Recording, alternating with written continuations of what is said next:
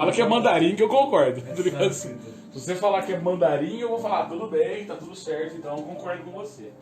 Tá ligado? Aí, agora estamos sendo filmados. Eu acho que o computador ele vai trabalhar você aparecer, né? Não, fica cegado. Deu certinho lá. Uau! Aí, pessoal, nós estamos ao vivo aqui na casa do Neném, aqui com o nosso querido amigo Gui Campos aqui. Oi, Gui, tudo bem com você? Beleza. Como é que tá a vida e tal? Tudo sussa? O Gui tem uma escola, pessoal, de latim e de grego também, né Gui? Você dá aula de francês também, né? Na verdade lá eu trabalho com latim, grego antigo, francês, italiano, português e inglês. E tem um rapaz da aula de espanhol. Oh, desculpa, gente, foi mal assim, corta, que descansa, né? Não, mas você fala quantas línguas? Eu falo essas menos espanhol, que eu escolhi não saber. Eu tô tentando esquecer o que eu sei. Por que, hermanito? O que aconteceu? Ah, não, é muito dota, cara. Os peruanos dando os nervos pra gente. Entendi. Pode tirar. Oh, e a gente também tá aqui com o Gigi. Ele tem um canal que chama Bora Filosofar, que é um canal sensacional. Essa semana agora o Gigi lançou uma aula sobre conservadorismo, né, Gigi? Falando sobre o Edmund Burke, né? Vamos dizer assim, o pai do conservadorismo. E o Gigi também é professor de filosofia, professor de geografia, dá aula em escolas, enfim, né, escolas do ensino médio. O Gigi é amigo do coração e tal, assim também como o Guigui. E a gente resolveu trocar uma ideia sobre conservadorismo. E o que me motivou, cara, agora falando assim, o que me motivou a fazer esse bate-papo? Há um tempo atrás eu troquei uma ideia com o Gigi. Porque o que acontece? A galera tem a noção de que conservadorismo, uma das coisas, eu tava vendo assim, por exemplo, o que as pessoas entendem por conservadorismo, e eu fiz uma enquete no meu Instagram. Então assim, quando fala que a pessoa é cristã, é conservadora. E a galera associa, inclusive, os evangélicos aos conservadores. Então eles associam o quê? Conservador é evangélico e conservador é contra os gays. Tá ligado? Você tá entendendo? Né? Então assim, eles criaram, e conservador também é fascista. Tipo, também associaram imagens que o conservador é fascista, que o conservador é radical e que o conservador é reacionário, tá ligado? Né, tal. Na tua aula, você até comentou sobre isso, assim, você falou sobre a questão, olha, peraí, existe uma coisa muito grande de diferença entre reacionário, revolucionário, né, tal, conservador, essa coisa toda.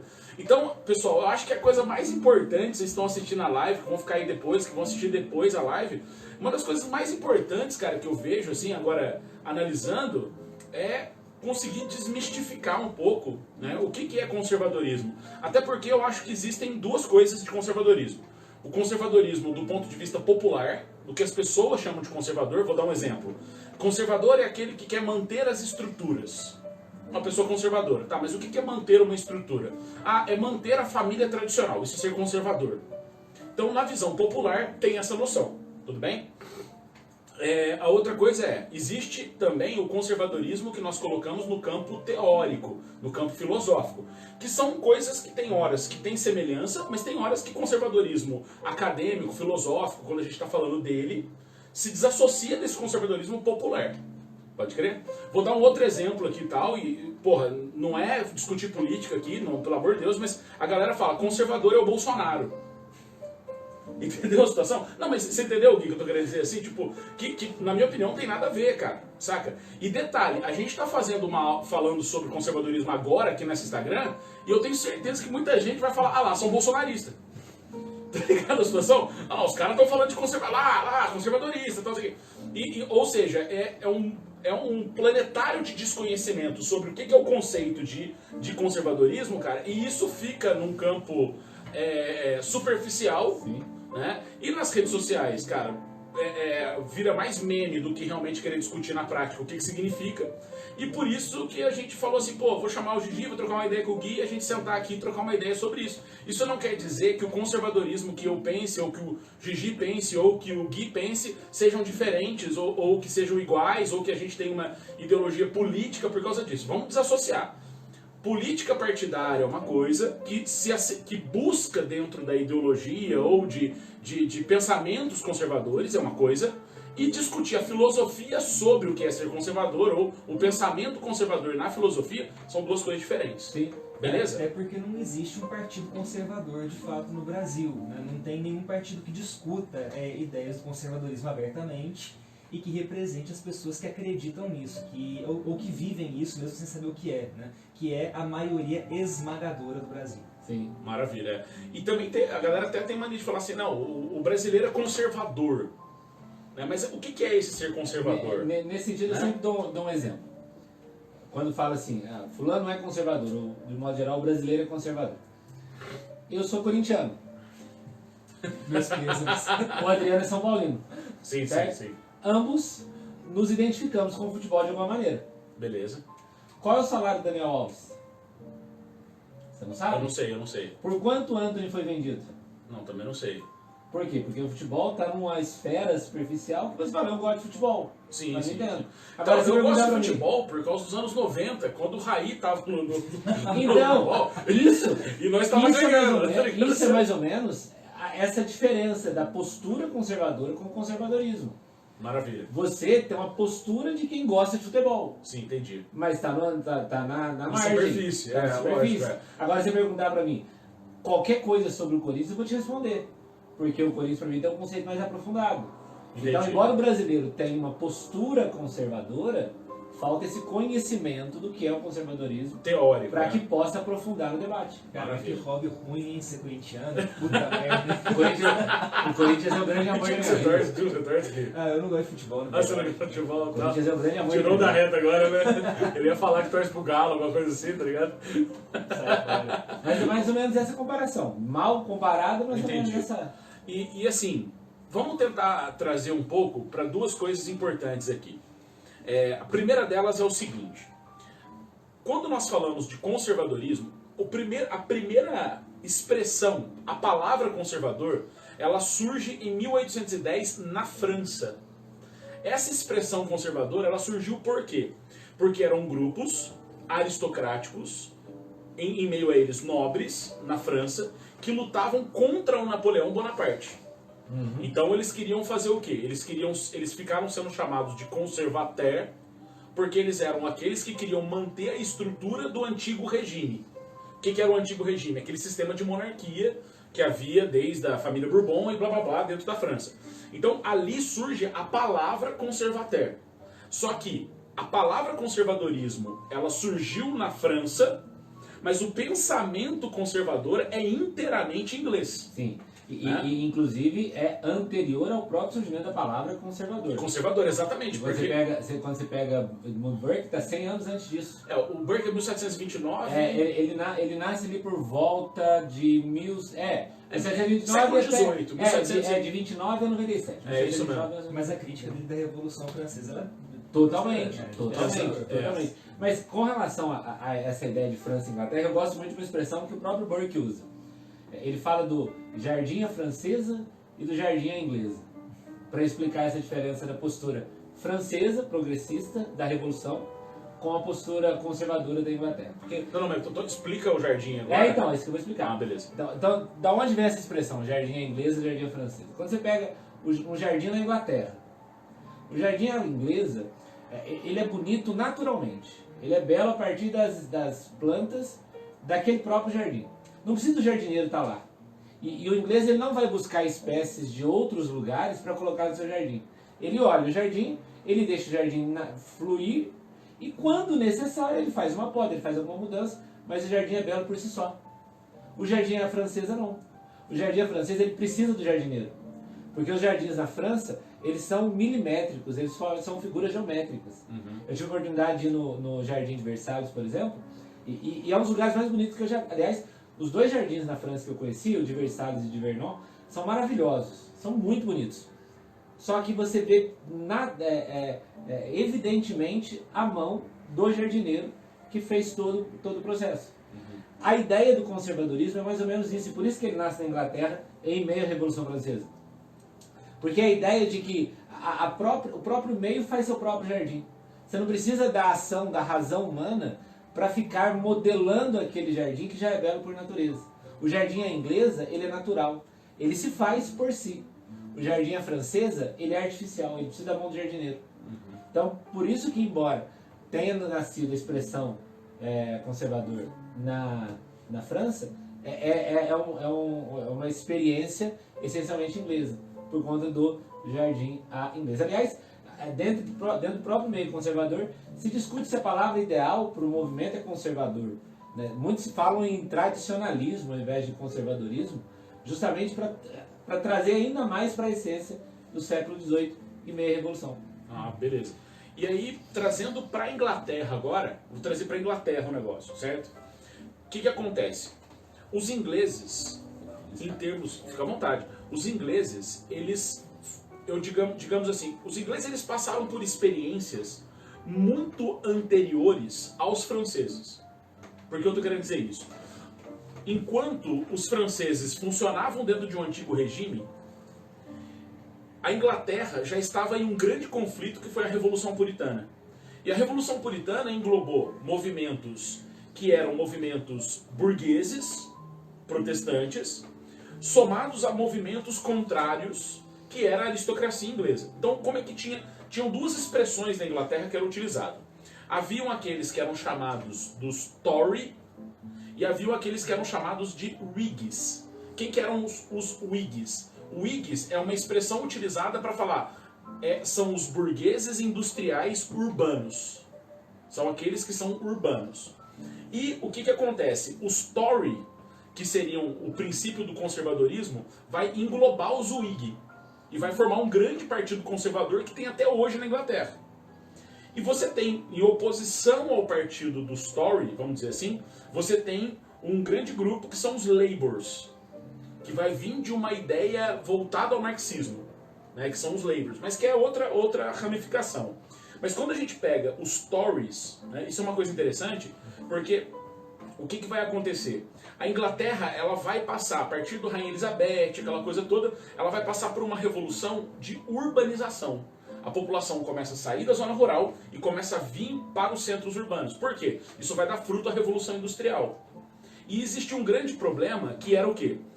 Quando você tem os Whigs, que eram aqueles que queriam a revolução do capital, a revolução industrial, o movimento urbano, aquela coisa toda, você tinha também os aristocratas, e quando eu estou falando aristocracia, que eu estou querendo dizer no sentido daqueles que são os melhores, e também naquele período, aqueles que controlavam os meios agrícolas. Seriam os grandes fazendeiros, né? Que é uma grande força dentro da Inglaterra. E aí o que acontece? Essas duas brigas começam a acontecer. Por quê?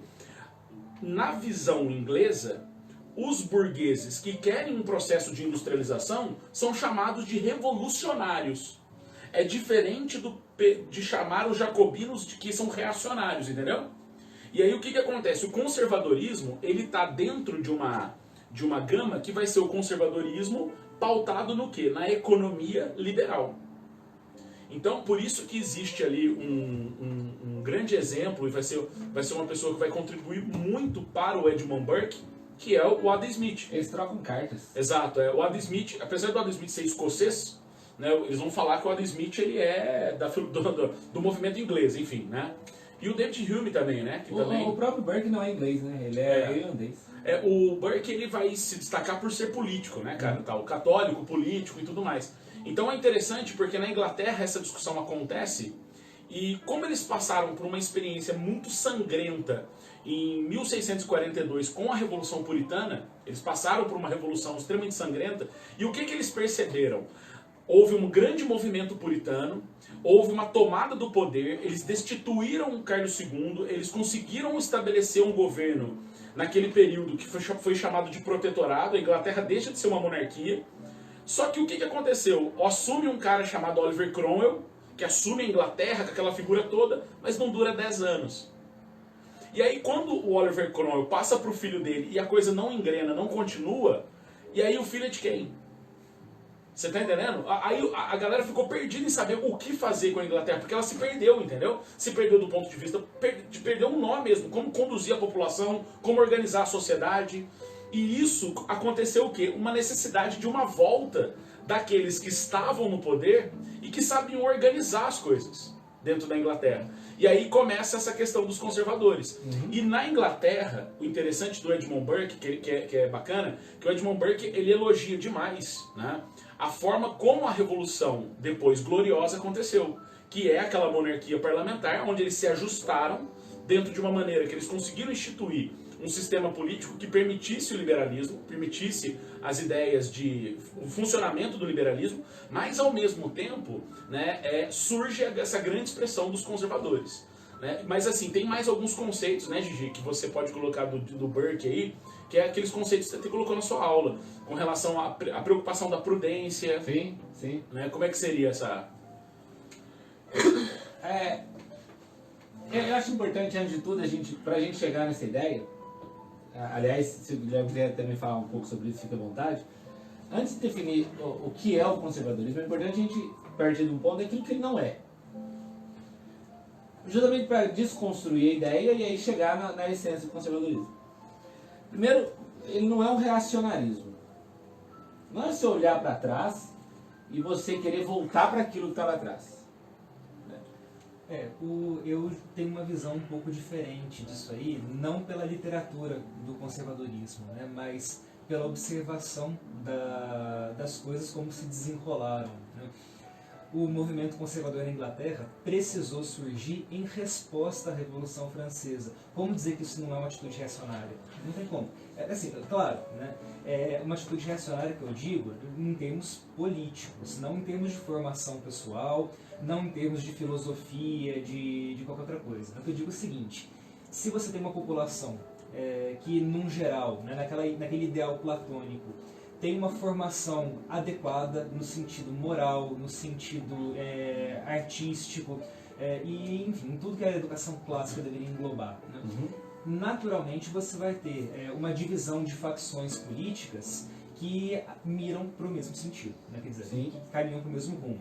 Você vai ter talvez uma diferença de percepção filosófica de determinados detalhes, mas com um fim comum, pode ser que fale, aí outra facção vai assumir e tudo mais, mas no fim está todo mundo falando a mesma língua e discordando ali quanto aos meios. Né? A partir do momento que surge uma tendência revolucionária que visa a destruir não só a França necessariamente, né? Porque a tendência iluminista foi de sacanear a Europa inteira. Né? Você precisa, e isso não sou eu que estou falando, né? O próprio Roger Scruton falava isso, né? Que essa ideia do Edmund Burke era uma alternativa, esse conjunto de ideias, né? Era uma alternativa que ele ofereceu à Revolução, quer dizer, todo mundo querendo mudar e mudar para que lado e tal, falou assim, não, a gente tem a chance de não mudar, né? Então assim, não mudar é uma opção.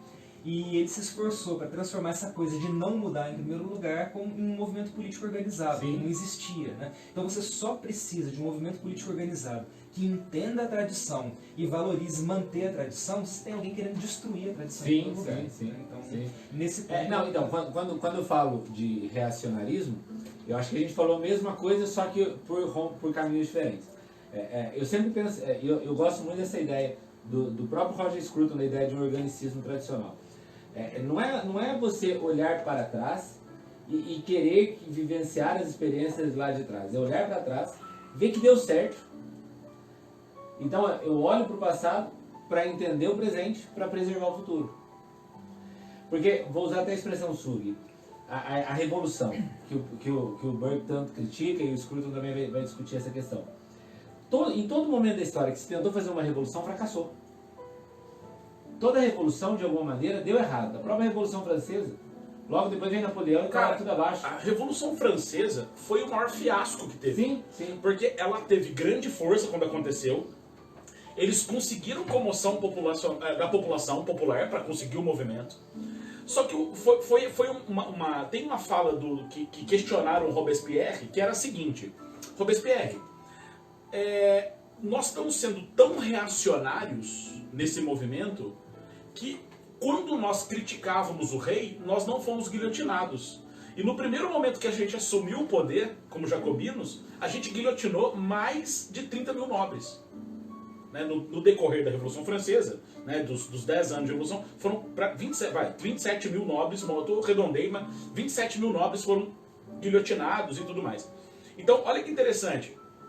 O próprio Robespierre, que foi também guilhotinado, né, eles perderam a mão, eles não sabiam como organizar. E aí eles não sabiam, eles perderam a mão. Assim, e é exatamente o ponto que o Guilherme falou bem e da onde que eu quero continuar. A ideia do conservadorismo ok, O jardim francês, desculpa, o jardim inglês, às vezes tem que aparecer a figura do jardineiro. Mas não para trazer mudanças abruptas, mas que haja, de alguma maneira, paulatina, reformas estruturais.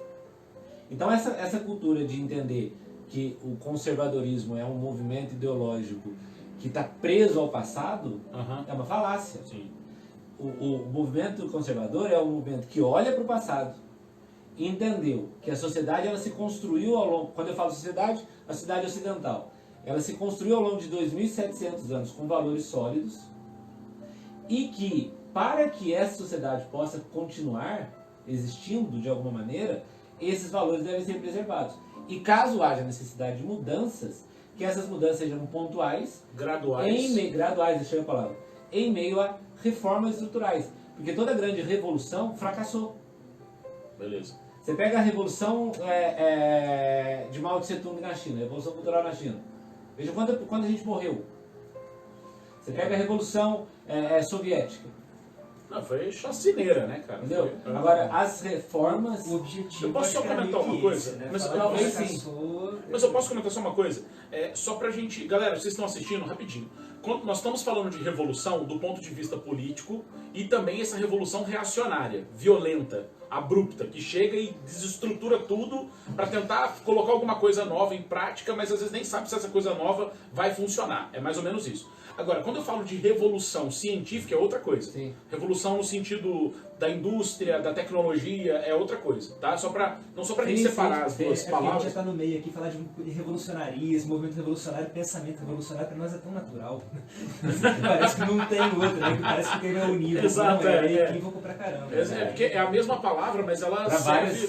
Exatamente. Você fica, não, peraí, deixa eu falar de revolução. Não estão falando no sentido político da coisa, dos movimentos, né? Então, assim, tipo... Ô Gui, peraí, deixa eu só entender o que você quis dizer, eu perdi aqui, no sentido do quê? Porque o que eu vejo, assim, por exemplo, vamos analisar. Revolução Francesa, certo? Ela teve todo o seu período de 1789 até lá, 1989, beleza? 1789, beleza.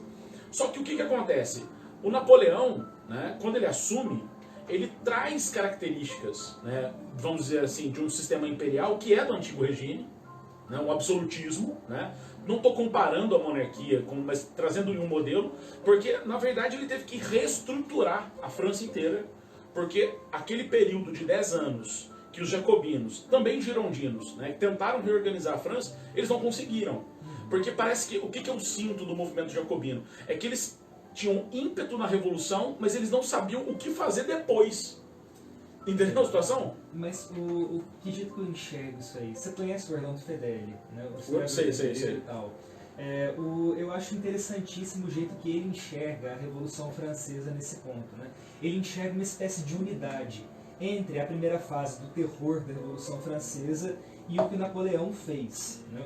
Porque, assim, é curioso, né, que algumas coisas, que nem, por exemplo, o John Mayer Rothschild ter financiado os dois lados da guerra, né, o lado inglês e o lado do Napoleão, inclusive, né, quer dizer, e na hora que a marcha do Napoleão foi para a Rússia, ele financiou a Rússia e o Napoleão, a única coisa que ele falava é o seguinte, ó, eu quero um conhecido meu do lado dos generais mais importantes de todos os lados, quero informações privilegiadas, né. O que o cara fez? No primeiro momento em que o Napoleão se ferrou na Rússia, ele ficou sabendo primeiro, e ele, que tinha títulos, né, da coroa britânica, ele começou a vender os títulos da coroa britânica como se a Inglaterra tivesse perdido a guerra. A turma que não tinha informações privilegiadas começou a vender loucamente. Foi a China da época, cara. O cara foi genial, cara. Ele pegou e na hora que todo mundo vendeu e os preços das ações da coroa britânica foram ações, né? Os preços dos títulos da coroa britânica foram pro chão. Ele mandou um colega dele comprar no outro lado lá, quer dizer, o cara começou a controlar ativamente o país mais poderoso do mundo do nada. Então, quer dizer, existem forças supranacionais que tinham interesse na Revolução. Não quer dizer que essas forças coordenaram e planejaram, mas tinham interesse, né? O cara sabia operar a coisa lá, né? E o que o Orlando Fedeli enxerga de interessante nisso aí, né? Ele enxerga um fio condutor. Quer dizer, a primeira coisa que ele fala, e ele como pensador católico não poderia pensar diferente, né? É pensar que o efeito principal da Revolução Francesa, tanto no período pré-napoleônico como pós-napoleônico, foi a destruição da Igreja Católica na França, né? né? E isso foi uma realidade. O que aconteceu? Antes eles tentaram proibir a pessoa de ser católica, você não podia, né?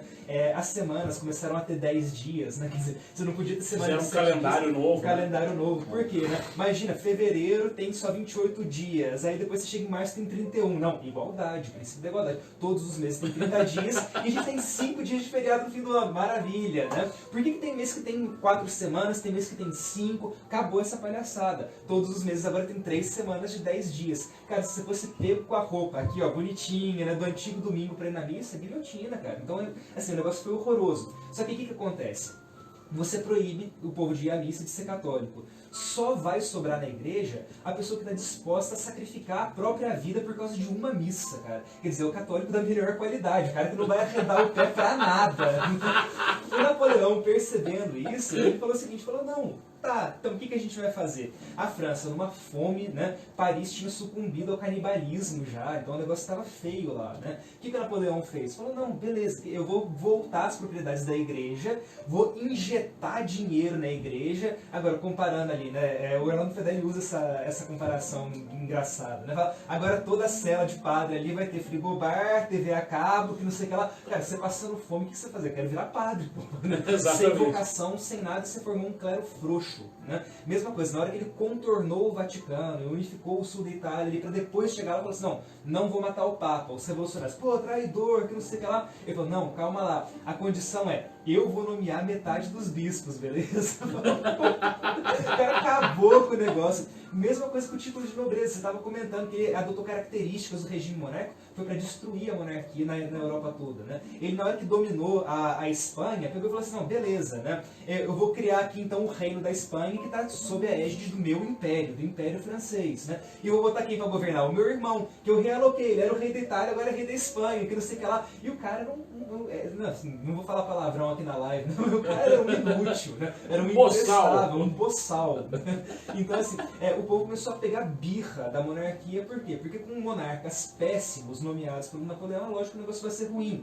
Nobreza é a mesma coisa. O que acontece? O povo, gostando ou não do nobre, eles tinham o hábito de pedir ajuda para o nobre ou para a igreja, dependendo de quem administrava a terra ali no lugar, em tempos de crise. Faltou comida, o que a igreja costumava fazer na França medieval? Vender todas as relíquias e depois o povo pagava de volta as relíquias com dízimo, com o que fosse, né? Com contribuição. Para quê? Para alimentar a turma com fome ali na hora. Isso era normal, era o costume da época. Os nobres, mesma coisa. Não tem comida, não produz, vamos importar de fora. Então a França, em crise, especialmente nas regiões fronteiriças, a nobreza estava perigando voltar, estava começando a ganhar força, né? Quer dizer, a ganhar prestígio. Os nobres exilados estavam todos se articulando ali, né? E o povo sabia, o povo esperando o retorno. O que Napoleão fez?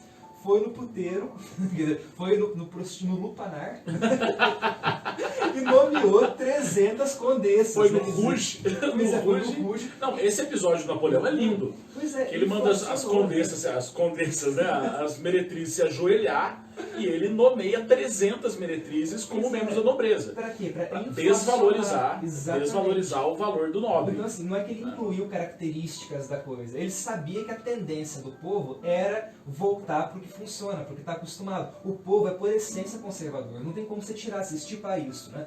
Então ele aplicou aquele princípio nietzschiano assim lindamente, né? Para destruir alguma coisa, você não pode proibir. Você tem que substituir por algo pior. Então é isso que ele fez, tanto no caso da igreja como da nobreza na Europa toda, né? E assim, né, não para envolver teorias da conspiração daquela época nem nada, né? Mas olha que beleza, todos os impérios da Europa se esfacelaram, menos o britânico. O britânico. Então, assim, o britânico mantém-se ileso. Assim, eu acho que não foi à toa que o berço do conservadorismo seja anglófono, né? Quer dizer, existe uma função, uma utilidade para isso, e a rainha Elizabeth I, que fundou o Serviço de Inteligência Britânico, sabia que a treta ia estourar, né? Então eu acho que tem uma razão de ser para isso. Sim. Dá pra gente comparar até, inclusive, com a questão de... o título de nobreza é como se nós colocássemos hoje um mercado de ação, uma bolsa acionária, assim, mais ou menos, né? E a desvalorização dos nobres foi a estratégia que o Napoleão tomou. Até porque, qual que era a ideia? A ideia era o republicanismo. né? Você vai pegar praticamente a Europa inteira, ela vai vir com diversos movimentos republicanos. E aí tem uma coisa interessante, que os movimentos republicanos que foram estabelecidos na Europa são diferentes da república estabelecida nos Estados Unidos. Porque o Edmund Burke, ele elogia, ele fala, porra, cara, os americanos estão certos. Porque qual que é a argumentação que eu achei interessante do Burke? O Burke, ele faz uma comparação, cara, que eu acho interessante, o seguinte, olha, se os americanos, né, são colonos, mas eles não têm, eles pagam impostos para a Inglaterra, mas eles não têm representante na política, não faz sentido pagar os impostos. Então, do ponto de vista do Burke, é justificável o movimento de independência deles, uma vez que eles não têm representante dentro da Câmara dos Lordes. Agora, uma coisa que é interessante do Burke também, ao mesmo tempo, né, que ele colocava esse aspecto, nesse período estava começando a ver o quê? A colonização na Índia. E muitos indianos estavam indo para a Inglaterra. E o Burke foi contra, na Câmara dos Lordes, ele vai contra a questão de aculturar os indianos. Porque ele fala, não, peraí, nós estamos falando de indianos que têm uma cultura milenar. E eles têm um estilo de vida no qual os ingleses aqui e os cristãos não se adaptam a eles e eles não se adaptam a nós. Então, o que é o ponto importante, e aí eu acho que tem essa questão do Burke, do conservadorismo, que é tentar manter as tradições. Né? O Burke chama isso de ceticismo. O ceticismo, exato. Que é natural do conservadorismo, né? Ser cético em relação a grandes mudanças. E é interessante isso porque parte de uma coisa que você falou na introdução da conversa, que muitas vezes associa o conservador ao movimento bolsonarista, por exemplo. O que já tem um erro na raiz dessa comparação. Porque o ceticismo do conservadorismo faz com que o conservador não tenha um político de estimação. Há uma frase do Burke bem interessante que eu quero chegar nessa questão daí, que você falou. Uma frase do Burke que eu gosto muito, ele fala assim, o homem é falho, a história é sábia, a espécie é sábia. Então, todas as vezes que nós colocamos, a gente deposita a nossa confiança, a nossa esperança no homem, a possibilidade de frustração é muito grande. Porque o homem é falho. O conservador ele tem que ser cético em relação às pessoas. Ele tem que acreditar numa ideia. E aí, dentro de uma ideia, escolher quem daquela mesa se aproxima mais da sua ideia. Mas não significa... Pode falar. Você falou disso aí, eu lembrei de uma entrevista que eu vi com o Roger Scruton, em que ele falou isso no finalzinho para encerrar, né? O repórter, depois de provocar, depois de abordar mil coisas ali, pegou e falou assim, não, tá, então o cenário político nosso é esse aqui e tá, assim, eu não lembro exatamente qual foi o tom da entrevista, mas parecia que tudo tá apontando para um lado bom, né? Aí ele perguntou pro Roger Scruton o seguinte, mas e aí, você tá esperançoso? E ele pegou e falou assim, não, porque eu acho sábio, né, a gente nunca ter esperança de nada, porque aí sempre a surpresa vai ser boa. Sim. Quando você pega o livro do Não. Tô tentando lembrar qual que é o autor. A Prudência da Política. Do Kirk, não. Então, o Russell Kirk. É do Kirk. É bem o título do livro dele, Prudência da Política, a ideia de ser cético. E aí, para onde eu quero chegar nessa questão dos indianos? Quando Edmund Burke entende que parte do conservador ceticismo, ele vai dizer o seguinte, olha, é preciso que a gente respeite a cultura de cada povo. Você não pode ter uma política global ou uma política internacional sobre um povo que tem uma cultura. O jardim é inglesa, que já se fez. Então, quando ele se coloca na Câmara dos Lordes contrário a essa aculturação dos indianos que estão chegando lá, ele está partindo dessa premissa. Olha, a gente não pode querer colocar sobre eles algo que não é natural deles. Já existe uma tradição, já existe uma cultura, já existem hábitos, já existem costumes próprios daquele povo. E se o jardineiro quiser podar as árvores para pensar que vai ficar bonita, ela em algum momento vai morrer.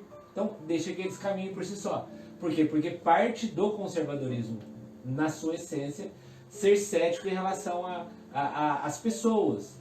E eu acho interessante essa ideia, porque tem uma hora, por exemplo, que o Burke, ao se referir a essa ideia, vai dizer o seguinte, à medida que as sociedades mantêm os seus costumes, que os grupos mantêm as suas culturas, não é, a palavra que ele usa não é espécie, mas é algo próximo de civilização. A civilização ela vai continuar existindo por pelo menos mais 2.500 anos. Porque já foram assim por 2.500 anos. É o princípio do Kirk da diversidade. Sim, né? Então, sim. Um... Respeitar a diversidade. Pois é. E engraçado que o pessoal associa isso com o princípio da esquerda política, né? E que, assim, não é necessariamente isso. O pessoal fala que o conservador, que o povo da direita política é intolerante, é fascista, quer unificar tudo. Não, né? Um princípio radical do conservadorismo é o princípio da diversidade. Você entender que boas iniciativas podem surgir em contextos diferentes, né? E que a sua verdade política não é necessariamente a verdade política do outro, né? A sua verdade cultural não é necessariamente a verdade cultural do outro, né? Em termos de religião isso já não se aplica, mas de cultura sim. E é exatamente esse cultura, ponto. Cultura, daí é outra... E é exatamente esse ponto que o conservadorismo, quando ele entra na esfera popular, na esfera superficial, as pessoas perdem a essência. E por isso é essa associação a visões extremistas. Eu nunca entendi por que extremista. Porque extremista é aquele cara que solta bomba. Eu nunca vi ninguém soltando bomba. Entendeu? Mas isso, na verdade, é uma desvirtuação do vocabulário como um todo, Sim. né? A manipulação da narrativa. O que acontece é o seguinte, que palavras como radical e revolucionário assumiram tons que elas não têm. O que é, vamos supor, um católico radical? É um cara que conhece a própria fé, né, a partir da raiz e segue o que ele pensa, o que ele fala. Né? Não tem nada de errado em ser radical. Na verdade, ser radical é o oposto de ser hipócrita. Sim. Radical é bom. Né? Radical é quem tem uma raiz sólida. Agora, extremista do ponto de vista da violência é outra coisa. É outra coisa. Não, mas outra ainda coisa. assim, extremista, o que acontece? A palavra assume uma conotação hoje de violência. Por quê? Porque você imagina, o cara está disposto a ir até as últimas consequências, ele não tem limite para impor o que ele acha, não sei o que lá tal. Mas, cara, você ser extremista nesse ponto não é ser extremista de nada. Quer dizer, eu não conheço um princípio que seja, né, Peraí, deixa eu reformular porque eu perdi o fio da meada aqui. Do extremista, a gente tava ali. Eu tô falando de extremismo, né? É o que eu tô tentando formular para não ficar esquisita a frase. Né? Uhum. Eu não conheço uma filosofia política que seja, que preze pelo bem e que permita um genocídio, por exemplo, como um meio para se atingir um fim qualquer. Entendeu? Então isso não significa você ir a um extremo. Isso significa você corromper alguma coisa no meio do processo. Sim. Sabe? Então, eu acho que essa manipulação do vocabulário é um problema. Revolucionário é a mesma coisa, cara. Você fala assim, nossa, isso aqui, ó, você viu esse porta-copo aqui, cara? Não, revolucionário esse negócio. E a gente imagina que revolucionário, por causa disso, é uma coisa boa, porque a palavra, ela assumiu um tom, né? Um tom de sentimento bom quando a gente toca nisso. Mas é que nem você falou, né? Todas as revoluções que surgiram até hoje acabaram em mortes sangrentas, em genocídio e num resultado político pior do que o que existia antes. E o Burke econômico também. E econômico também. E o Burke tem uma resposta para isso. Porque ele fala que todas as ações que partem de uma razão humana, ela tende ao fracasso. Pela própria ideia de que o homem é tolo. Então, a ideia dele é o quê? E aí entra a questão do tradicionalismo. Existe uma tradição. E essa tradição fez com que a sociedade chegasse até determinado ponto. E essa tradição, ela flui da própria sociedade. Por isso que a espécie é sábia. Por isso que a humanidade é sábia. Porque por meio dela, as coisas elas foram se preservando. Agora, a partir do momento em que você, por meio de uma revolução, tenta quebrar essa tradição para começar outra a partir de agora, a possibilidade do fracasso é maior que a possibilidade do sucesso. Gigi, deixa eu só sedimentar uma coisa, um raciocínio que você está desenvolvendo aí agora, porque especialmente para o pessoal que não tem familiaridade com a ideia de conservadorismo, na hora que o cara escuta que a gente preza pelo princípio da diversidade, né, e de não dar poder demais para um homem porque ele pode ser falho e tudo mais, e ao mesmo tempo a gente diz que a tradição é algo fundamental, a pessoa pode ver isso como uma espécie de contradição. Quer dizer, o cara não quer estabelecer nenhum padrão, ele não quer homogeneizar, mas quer empurrar a tradição. Como assim? Né? Então, acho que vale a pena a gente discutir um pouco, falar um pouco disso. Né? Eu posso partir de um ponto? Claro, claro. Que acho que para essa questão da tradição. Aí eu já te deixo você concluir, mas só porque acho que casa com a ideia. Eu acho que vai casar mesmo. Em 2011, 2011, início da década agora, de 10, o Papa Emérito Bento XVI, à época Papa, hoje Papa Emérito, ele faz um discurso no parlamento alemão que, do ponto de vista filosófico, não estou falando do ponto de vista cristão só não, apesar de ser o Papa, então tem um ponto de vista cristão, mas do ponto de vista filosófico, é um dos textos mais brilhantes que eu li do século XXI. Nem tem 20 anos do século XXI. Mais brilhante que esse Comunhão do Leonardo Boff? Eu não quero entrar nessa... Eu não quero entrar nesse mérito, porque senão o negócio vai longe. Aí, no meio do discurso dele no parlamento, ele usa uma frase que resume bem essa ideia. Ele fala, olha, a humanidade, ela só vai encontrar um rumo e ela vai... A palavra que ele usa não é rumo, mas é tipo assim, a humanidade, ela só vai encontrar um norte, um caminho, quando ela voltar seus olhos para Atenas, Roma e Jerusalém. E aí ele continua o texto dizendo, por que Atenas, Roma e Jerusalém? Não, Atenas e Roma eu saquei. Cultura grega, cultura romana, lei romana. Não, filosofia grega, as leis romanas. as leis romanas E Jerusalém. a cultura judaico-cristã. Entendi. Não, agora entendi. Entendeu? Então o que o Papa está dizendo ali? Existe um norte para a sociedade, dessa tradição que o conservadorismo assume. Que norte é esse? Atenas, Roma e Jerusalém. Se a humanidade voltar seus olhos para essas três bases, para esse tripé, a sociedade se mantém. A partir do momento em que você tenta destruir um dessas três bases, a mesa vai cair. Entendi. Então, quando você fala da filosofia grega, você está falando da filosofia como, por exemplo, assim, a filosofia aristotélica. Platônica também. Tá. Platônica, quando eu falo da filosofia, resumo numa palavra: metafísica. Ok, entendi. No momento em que Não, é o pacote inteiro. Atenas desenvolve a metafísica, Roma desenvolve a lei, Jerusalém desenvolve os costumes, você tem uma sociedade estruturada. Quebrar essa base é colocar a sociedade no chão. Entendi. O que Nietzsche vai querer fazer nesse período que o conservadorismo está surgindo? Quebrar essa base.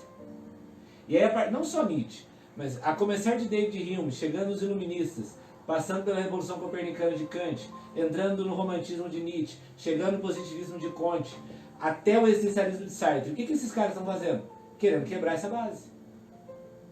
E aí promover uma revolução. Onde a sociedade está chegando hoje? No caos. Por que a sociedade está chegando nesse caos hoje? O conservadorismo tem uma resposta.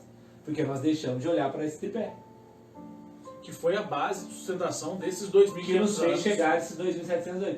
Quebrar isso em um ano, em 10 anos, em 100 anos, É caos. não dá certo. Então toda a transformação, ela deve ser paulatina, deve ser gradual, deve ser um processo não revolucionário, e sim de acordo com o próprio jardim inglês. E pegando o gancho da filosofia grega aí, né, para a gente sair da teoria, e não da teoria só, né, mas da gente sair da apologia, né, e entrar na coisa de fato. Esse processo de mudança, de destruição da sociedade, começa sempre pela parte sensitiva da alma. É sempre pela arte primeiro, as pessoas se acostumam com uma ideia, com alguma coisa diferente por ali, né? As pessoas se desensibilizam da beleza, se desensibilizam daquilo que elas repudiam pela arte primeiro, para depois as outras esferas virem acompanhando, né?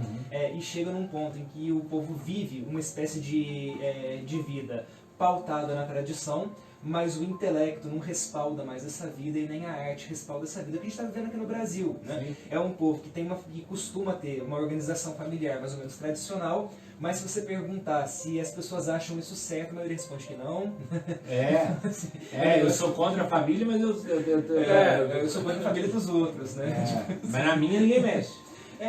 Mas quando você muda um detalhe, né, uma premissa, acaba que demora um tempo de acomodação, né? Mas a coisa toda se esfacela inevitavelmente. Sim. Então, só essa curiosidade. Quais são as três coisas que a humanidade busca? Seja ela progressista, seja ela conservadora. Ordem, justiça e liberdade. Todo mundo quer viver em meio à ordem, todo mundo quer ter uma justiça e todo mundo quer ser livre. Às vezes nos CAs e nos DAs das faculdades federais. Não vou entrar nessa seara também. Eu entrei nessa seara, vai me falar uma rola. Mas enfim, eu quero liberdade, eu quero ordem, eu quero justiça como um conservador. O outro como progressista que é a mesma coisa. Qual é a diferença? Para o conservador, a ordem e a justiça vêm antes da liberdade. Então a liberdade ela é posterior a uma ordem e a uma justiça. Por isso eu volto os meus olhos a Jerusalém, Atenas e Roma. Mas aí, gente, eu queria separar, né, o conservador anglófono, né, da anglosfera que o Scruton fala, do conservador dentro da nossa liberdade conservadora aqui. Fica à vontade. Porque uma coisa é você ser um conservador intelectual, né, e que é um grande leitor, né, entusiasta do Scruton, do Kirk, etc. Né? E outra coisa é você ser um conservador por outras vias num ambiente lusófono. Né? Então, assim, o conservadorismo em inglês, aí, vou colocar em inglês, não é inglês necessariamente, né? O Kirk é americano, etc. Mas esse conservadorismo anglófono, né? Eu acho ele apologético demais e muitas vezes ele não traduz a realidade nossa aqui no Brasil. O que significaria ser conservador no Brasil? Né? É difícil de responder, porque assim, a sociedade inglesa, por exemplo, é uma sociedade que tem conflitos religiosos que o Brasil demorou a ter. Né? Então, a nossa cosmovisão brasileira, apesar de a gente viver num ambiente de maioria esmagadora, católica não praticante, né? Quer dizer, católico que não sabe que é católico, e esmagadora não, uma maioria católica não católica, né? E o resto misturado entre protestantes, maioria da segunda parte, né? E uma fatia grande de ateus, etc. Mas essa turma toda vive dentro de uma cosmovisão que é católica. Né? Então, a gente entender esse matiz do conservadorismo brasileiro é importante também, né? A gente separar as coisas. Né? Eu esqueci por que eu interrompi você, na verdade. Mas, assim, pra gente falar de conservadorismo no Brasil, a gente faz uma segunda parte. Tá? Pode ser? Não, Porque então- a gente então vai vai ser fechar em individual. 5 minutos. Aham. Tá? Então, assim, tipo, eu tô preocupado com o tempo aqui, por isso que a gente tem vários assuntos ainda pra trabalhar. A não ser que a gente pare e faça outro dia também, se vocês quiserem, ou faz agora mesmo. Não, tô por tua conta. Tá. E o que acontece? Eu acho que nessa primeira hora aqui, deu pra gente entender um pouco, pessoal, como que o conservadorismo é complexo de ser discutido. Sim. Do que ele ser algo simplesmente definido como um padrão, exatamente pelo fato do conservadorismo prezar por essa diversidade. Né? Então, o conservadorismo não persegue aquele que é diferente ou alguma coisa do gênero. Um aspecto importante que eu acho que o Burke comentava é a teoria de gabinete que ele falava. Você não pode implantar a nossa bolha que está aqui, ela não pode ser a verdade implantada em um país. Porque, na verdade, nós estamos fazendo a teoria de gabinete, ou seja, o nosso gabinete implantado numa forma de atacado. Então, porque não interrompi. o Edmund Burke, ele fala dessa questão do atacado e varejo. Até tem uma expressão que ele usa. E essa expressão que ele usa é exatamente o seguinte, olha, ao invés da gente ficar criando um sistema de educação universal e tal, talvez era melhor, por exemplo, o Pondé fala isso, deixar as escolas funcionarem por si próprias, do que você ficar tentando a todo momento querer implantar alguma coisa ali. Porque cada ministro da educação que entra quer criar um método novo, revolucionário. E a origem disso tudo no Brasil tem quem? Paulo Freire. Exatamente, tal. Daí dá pra gente entrar depois no Brasil, aqui no conservadorismo brasileiro, certo? Porque é o seguinte, vai fechar em, cara, 1 minuto, vai fechar. Então, Fala aí. deixa eu fechar o que eu comecei a falar então. Né? Só pra gente considerar numa outra conversa então. Que uma coisa é a gente ser conservador, teórico e tentar trazer isso para o campo político. Que aí você cria aquela dicotomia, né, entre dois partidos, esse sentimento de clube, que já não é um negócio que traduz tanto a filosofia da coisa. Né? Então é importante a gente entender o que significa viver o conservadorismo e não necessariamente transformar isso num movimento político, né, que é uma coisa que já não me interessa tanto também. Interessava a turma da esfera anglófona, né, que é muito teórica, que enxergou essa necessidade, mas... Né, eu acho que é importante isso, né? A gente entender o que é a filosofia, o que é a nossa tradição, por que ela existe, né? E isso vem antes de qualquer discussão política. Sim. E a liberdade é necessária. E a gente nem tocou no assunto ainda também do conservadorismo e do liberalismo econômico, que é a ideia de liberdade que o Burke defende. Então vamos... E que o Scruton não. Então vamos fechar aqui agora essa, e a gente, na segunda parte, a gente entra nisso, certo? Show. Deixa eu fechar ali, peraí. Licença, deixa eu só passar aqui. Eu só fiquei perdido numa coisa, eu tava olhando pra vocês o tempo inteiro, a câmera tava ali, né? Não, tá beleza aqui. Tô encerrando. Peraí, deixa eu só... Vou precisar salvar isso daqui antes de...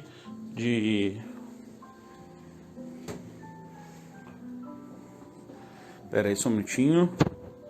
Pessoal, tô fechando aqui a live. Cara, tem uma galera aqui. O Igor, o Júlio Luz, o Ricardo, o Marcelo Tadini. Tô voltando, a gente vai ligar a segunda parte aqui, cara, porque é o seguinte, nós fizemos a primeira parte, nós vamos agora dar uns 5 minutinhos e já estamos voltando de novo, tá bom? Valeu!